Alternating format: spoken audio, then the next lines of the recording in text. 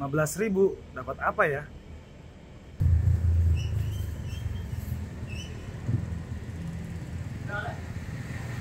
Bu, Ya, kalau 15.000 dapat apa aja, Bu?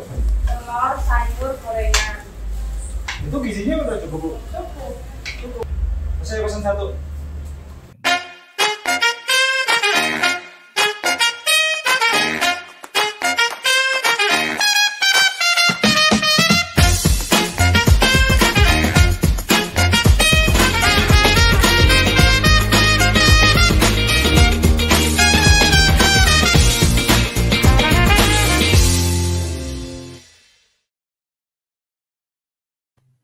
Basic siang ini kita akan bahas soal program makan siang gratis. Oleh!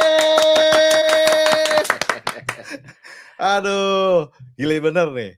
Telah hadir di studio bersama kita Dewan Pakar Tim Kampanye Nasional Prabowo Gibran, Muhammad Sirot. Ngeri. Didampingi tidak lain dan tidak bukan co-founder dari Orde Muda, Reflianusa Ibrahim. Selamat siang, Bu Untung. Kita harus pakai gaya begini sekarang. Jelas. Jelas. Barang ini. Kita lagi ulas nih. Belum lama ini ya, itu ada pernyataan dari Menko Perekonomian Airlangga Hartarto bahwa sudah dihitung dan sudah dialokasikan untuk program makan siang gratis, satu porsinya Rp15.000. Dan itu setelah dihitung totalnya 70,8 juta calon penerima, itu menghabiskan anggaran sekitar 258 triliun. 53,8 triliun. Ya, triliun. Ini Bung Refli gimana nih tentang program makan siang? Cukup nggak 15.000? Kalau saya sebut di awal dulu nih ya, berarti istilah tidak ada makan siang gratis sudah terbantahkan. Itu dulu yang pertama. Cocok, kawan-kawan. Ini. Itu yang paling pertama. Iya. Itu dibantah di Indonesia ya. Dibantah di Indonesia. Di era Prabowo Gibran. Di era Prabowo Gibran. Bahkan sebelum berkuasa. Sebelum berkuasa sudah terbantahkan. Ngeri kali. Nah, kalau tadi bahas tentang 15.000 itu sudah mencukupi apa bukan? Saya sih sudah melakukan riset kecil-kecilan. Oh. Ya kan kita ini kan kalau bicara harus berdasarkan riset dan data. Jadi bukan omong kosong. Bukan omong kosong lagi. Bukan omong kosong lagi. Mungkin ada yang ingat kan? Ternyata bener omong kosong ya.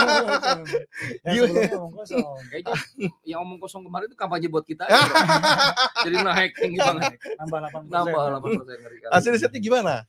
Hasil risetnya saya sudah melakukan itu ke beberapa tempat, warteg, tempat makan dan sebagainya. Dan itu memang wilayahnya yang daerah Jakarta ya. Kita bisa sebut Jakarta itu mestinya itu harganya lebih tinggi, gitu kan. Nah, jadi 15.000 dapat apa? Itu dapat nasi pastinya kan. Oh iya. Nasi, sayur, telur, dan goreng-gorengan. Oh, dapat ya? Dapat. 15.000. 15.000. Nasi, telur, sayur, dan gorengan. Gizinya? Gizinya mencukupi. Oh iya, karena ada telur, protein. Proteinnya dapat. Ada sayur. Dapat. Sayur dapat. Bisa ya dapat 15.000 ya. Tapi belum termasuk susu ya? Belum, kan di luar susu. Memang kan anggarannya di luar susu. Di luar susu. Apa aja tuh? Bung Refli mungkin sambil makan juga? Saya makan. Saya langsung pesan. Jadi ini survei sambil eksekusi. Makanya saya seger siang hari ini kan. Habis makan siang pakai 15.000 yang penuh dengan gizi. Bung Sirot, aduh ini Bung Refli luar biasa nih. Udah survei ternyata. Ini anggarannya gimana Bung Sirot nih? Kan kalau pernyataan Pak Menko Perekonomian, Bung Airlangga Hartarto, sudah dihitung anggarannya, ya kan? Lalu selain dihitung juga akan dialokasikan. Jadi ketika Prabowo Gibran dilantik menjadi presiden dan wakil presiden, ini bisa langsung running, jalan. Menurut Bung Sirot gimana nih? Ya ini berarti kan bukti dan faktual ya, fakta bahwa Prabowo Gibran ini merupakan kelanjutannya Pak Jokowi. Kelanjutan kan? Melanjutkan. Pelanjut dan kelanjutannya Pak Jokowi. Jadi programnya bisa langsung dieksekusi. Bukan berarti kan konkret nih barangnya. Konkret. Artinya bahkan sebelum dilantik, memang kan sistem anggaran kita kan begitu, gitu. Jadi sebelum beliau misalnya Oktober nih. Tapi kan anggarannya kan harus dipikirkan oleh mekanisme birokrasi dulu kan, mekanisme penganggaran. Kebetulan mungkin di situ memang ya bukan kebetulan sih, memang Pak Jokowi kan Pak Prabowo memang berkomitmen untuk keberlanjutan, dan di situ Menko-nya juga Pak Erlangga kan. Pengusung juga ya? Pengusung, karena salah satu ketum parpol yang kayaknya nih menang juga. Gembira terus nih. Kayaknya dilantik lagi nih. Ini begini makin ya kan makin gondrong. Makin gondrong. Makin mengakar. Makin rimbun. Konkret nih barang. Konkret. Ujung-ujungnya kan rakyat menikmati, Bos. Iya. Artinya mekanisme birokrasi, terus misal hal yang sifatnya tuh prosedural, itu karena keinginan bersama, visi besar bersama, ya kan, nation buildingnya jelas, gitu, ya kan, sifat kenegarawanan Pak Jokowi, ya, dengan kekompakan lahir batin nih dengan Pak Prabowo Gibran, artinya kekompakan ini bahkan melebihi sekat-sekat, ya kan, presiden sebelumnya dengan presiden setelahnya gitu. Ya kan nggak mungkin dong kalau Pak Jokowi nggak merestui. Iya. Kan? Ujuk-ujuk misalnya kan Menko-nya jalan sendiri kan nggak bisa. Nggak mungkin, ya nggak kan, mungkin. Gitu. Jadi ini kayak Bung Sirot ini calon menteri juga nih. Oke, kita udah duduk bareng sama Menteri. Kalau bisa sih gua jadi pengusaha aja. Ini ngomong di sini, di belakang beda gerakannya. Bukan nih, ngurusin begini nih, aduh capek, Bos. Capek ya. 15.000 dihitung itu kan angka kan bukan angka sembarangan, pasti sudah dihitung ya kan dengan baik 15.000. Terus dari pos mana misalnya kan, itu kan pasti rencananya kan berubah. Iya. Ambil dari misalnya ada program yang serupa, tapi dialokasikan ke situ. Dan itu harus kan berarti ada multi departemen. Tapi Bung Sirot ini sempat ada warning loh dari Bank Dunia bahwa dengan dikhawatirkan ya anggaran makan siang gratis ini akan membuat APBN kita itu agak megap-megap gitu. Menurut Bung Sirot gimana tuh? Saya sebenarnya bukan orang yang mungkin terlalu paham ya. Kan memang kepakaran yang diserahi tugas di Dewan Pakar itu sebenarnya bukan mengurusi soal ekonomi, ya, apalagi makro misalnya. Ini kan kebijakan anggaran ya.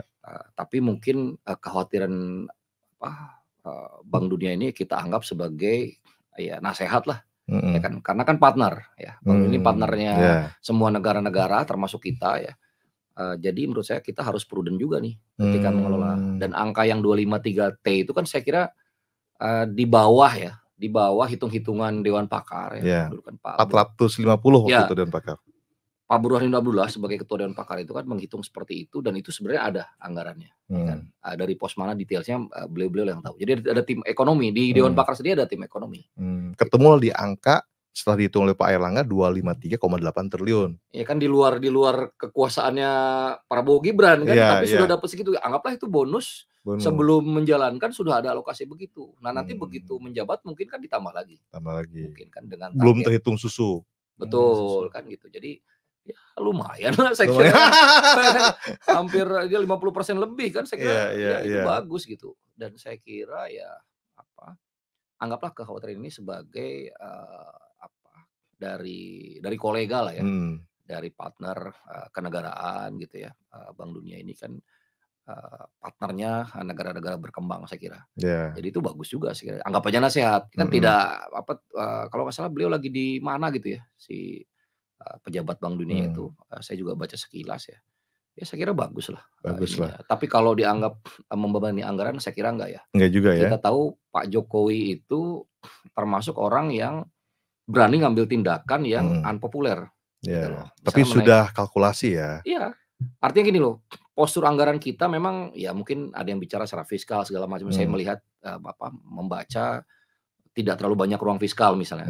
Tapi jangan lupa Pak Jokowi ini tokoh atau presiden yang berani ya kan mengkoreksi subsidi BBM berkali-kali dan rakyat nggak demo. Iya. Artinya kan secara sosial ini diterima gitu loh. Realistis. Iya, artinya cuma gerutu-gerutu doang, udah sialan nih BBM naik. Cuma gitu aja. Tapi rakyat nggak mau turun karena apa? Mungkin sisi yang lainnya terpenuhi gitu, atau memang mungkin ada mekanisme lain secara sosial gitu. Jadi saya kira ya Bank Dunia mungkin ya agak sedikit berlebihan saya kira wordingnya, tapi kita anggap secara positif harus positif dong ya. Saya kira itu. Nasihat yang positif lah ya. Nasihat yang positif. Bung Refli, dari 15.000 itu tadi menikmati nggak makan siangnya? Sangat menikmati, makanya saya bahagia kan. Itu poinnya kan. Nah, kalau saya tadi mendengar apa yang dibahas sama Bung Sirot ini, Pak Wankar ini, beliau ini memang cocok jadi menteri. Bung Untung. Iya. Saya kan mengikuti beliau terus kan. Iya. Di beberapa medsos, di beberapa podcast yang beliau hadiri, beliau ini memang didapuk menjadi menteri untuk terkait makan siang gratis dan menteri jawabannya makan siang gratis. dan jawabannya sudah mumpuni gitu. Jadi khusus menteri makan siang, makan malamnya udah nggak jadi menteri lagi. Ini kan calon penerima Bung Refli ada 70,5 calon penerima, ya kan? Itu terdiri dari 22,3 juta balita, 7,7 juta anak SD, ya kan? Anak TK, dan 28 juta anak SD. Lalu 12,5 juta anak SMP. Ini kan banyak jumlahnya nih. Ini gimana nanti untuk realisasinya? Nah, ini kisruh nggak nih? Ya kan? Jadi kelebihannya berisik.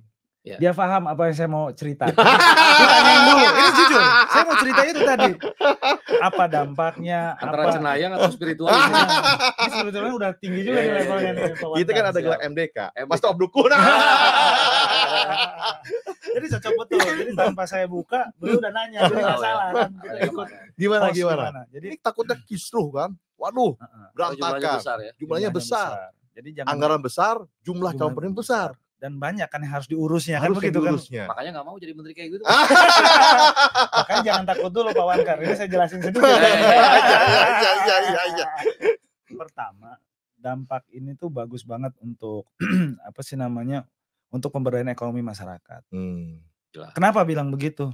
Karena bukan pakai vendor utama gitu, satu vendor membuat makanan membagikan ke seluruh Indonesia. Bayangin, akan basinya, akan tidak enaknya di perjalanan, sudah tidak panas dan sebagainya. Ini kan ini sudah banyak digandang-gandangi juga, dibicarakan oleh teman-teman yang lain juga mungkin, yang ya banyak lah di medsos dan berita-berita bahwa nanti akan diberdayakan kearifan lokal. Apa kearifan lokalnya? Semacam catering di daerah yang sesuai dengan titik-titik dapur umum, betul ya. Ibu kantin mungkin ya. Nah, apakah mungkin juga nanti ibu-ibu kantin di sekolah-sekolah itu.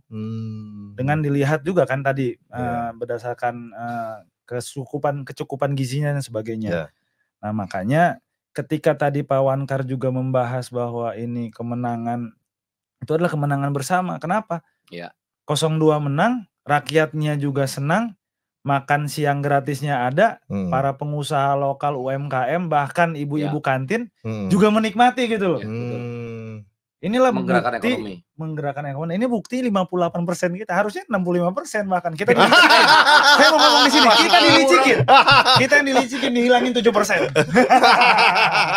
Saya ngomong di sini. Jadi nanti yang diberdayakan adalah ekonomi lokal ya. Sekitar sekolah mungkin. Iya. Sekitar sekolah di TK, di SD, di SMP, ya kan. Lalu ibu yang menyusui, gitu ya. Yang lalu untuk anak SMA gimana? Nggak ada perlakuan yang sama, makan siang gratis juga? Anak SMA kan nanti, kan targetnya sekarang sesi selanjutnya. Jadi untuk di 2024 sampai 2025 ini menyelesaikan yang tadi total 70,5 juta calon penerima di luar anak SMA. Bung Refli masih punya anak sekolah SD, SMP? Saya yang balita masuk tuh 1. Ya kan? 2 malah. 2, balita 2. Yang SMP dapat 1. Dapat 1. Jadi lagi SMA. Jadi anak saya 4, cuma 1 yang nggak dapat. Nggak dapat uang jajan dong ya jadinya? Saya tetap kasih jajan. Nanti demo saya di demo. Tapi ada menarik loh Bung Sirot nih. Kan sempat juga diwacanakan bahwa akan dibentuk kementerian baru yang ngurusin soal makan siang. Itu disampaikan loh. Akan dibentuk kementerian yang khusus menangani hal ini katanya. Nah, menurut Bung Sirot gimana tuh? Ya bagus ya. Mungkin Kementerian Pangan mungkin ya. Jadi bocoran dari saya nih. Iya. Lebih ke natural resources mungkin ya. Karena kan ini IPB ini memang kan lebih concern ke natural resources. Tapi kan ini bahasa teorinya, bahasa awamnya kan kita yang Menteri Pangan mungkin ya. Ini mungkin, karena masa Kementerian makan siang gratis, kan teknis banget gitu. Saya kira bagus ya, lebih fokus karena ya kita ini kan suka jadi problem ya setiap tahun ya seperti ini misalnya. Kalau Pak Jokowi ngimport beras berisik, ya kan? Begitu import dihentikan, terus bantuan sosial kemarin kan di hold dulu gara-gara politisi ini kan berisik juga, ya kan? Jelang 14 Februari kan berhentikan dulu. Ya kan? Stop. Dari Badan Pangan Nasional ya, Pak Arief kan Pak Arief Prasetyo pernah diundang ke Repnas, saya juga salah satu moderator gitu. Jadi dihentikan dulu karena isu politis tadi. Nah begitu ini loss dalam beberapa hari, ya kan, habis pencoblosan kan baru mulai lagi. Tapi harga beras sudah naik, ya kan, ribut lagi kan, ribut lagi nih politisi, jadi ngimpor salah, bagiin bantuan langsung tunai salah, gitu ya. Maksudnya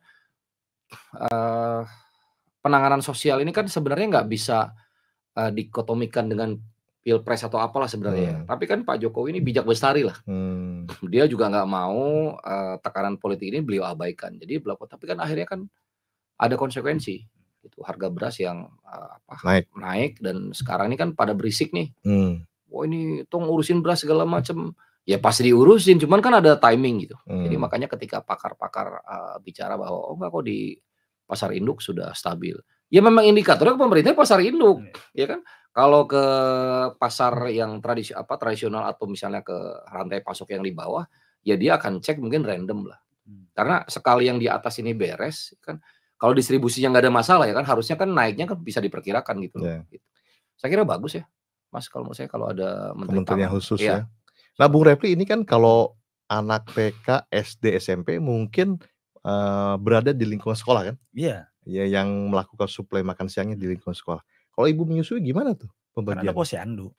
Kan simpel-simpel aja kita mikirnya. Gitu, selama ini kan ibu hamil, anak yang masih balita kan ada posyandu di setiap daerah RT. Kan simpel, mudah gitu loh. Dimanfaatkan lagi aja, diberdayakan lagi aja posyandu. Cuma satu hal ya tambahan ya menurut saya. Jadi gini, kenapa fokusnya ke SMP ke bawah ya? Karena sebenarnya jumlah siswa ya yang ke bawah ini, yang di bawah SMA itu jauh lebih banyak. Jadi kan coveragenya lebih luas, dapat. Lebih luas. Dan yang kedua, narasi besar dari Prabowo Gibran ini adalah pembangunan sumber daya manusia dari buayan bahkan ibu hamil. Ibu hamilnya orangnya gue belum lahir. Kan masih di dalam rahim. Kemungkinan lahirnya pun masih 50-50. Tapi sudah difikirkan oleh Prabowo Gibran. Jadi belum ada NIK-nya, bro. Belum ada NIK-nya. Belum bisa milih. Iya belum. Belum bisa masih jauh lah ya. Dia belum punya NIK. Kan sekarang anak kecil sudah punya NIK. Ya, kan? KIA. KIA ya. Dia belum ada. Sudah dipikirkan itu sebagai bagian pembentukan sumber daya manusia. Bayangkan gitu. Jadi jangan dilihatnya, SMA nggak kebagian nih. Bukan. Jadi ini ditarik ke belakang gitu loh.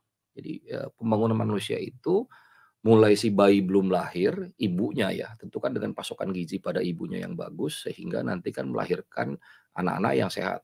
Ya kan begitu logikanya. Setelah itu, dia kan minum ASI. Ya kan, dari situ kan menyusui itu. Ibu menyusui juga kan mendapatkan itu gitu. Aduh. Kan ini dua step sebelum dia balita, Bos. Ini apa yang disampaikan oleh Bung Sirot ini saya jadi memiliki inspirasi. Gak cocok beliau jadi menteri makan siang.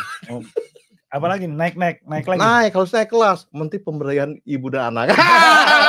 ada lagi baru ya. Ada lagi baru. Berisik. Berisik.